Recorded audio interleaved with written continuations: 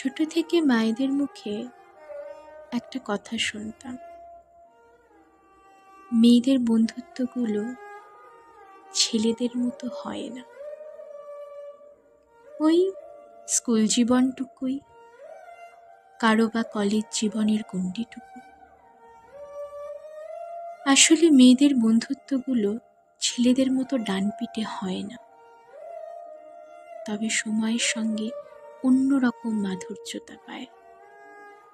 যেমন ধরো, স্কুলের বেঞ্চে জায়গা রাখা থেকে শুরু করে, শোন, ট্রেনের টিকিট কাটিস না যেন, আমি অনলাইনে কেটে নিয়েছি, শুধু চলে আয়।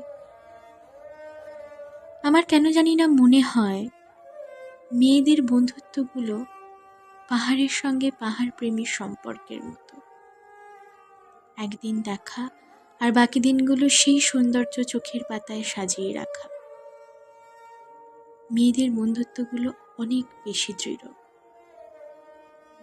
চাকরি হোক অথবা বিয়ে, যে কারণেই যে যেখানে ছিটকে যাক, মন থেকে কিন্তু কখনো দূরে যায় না।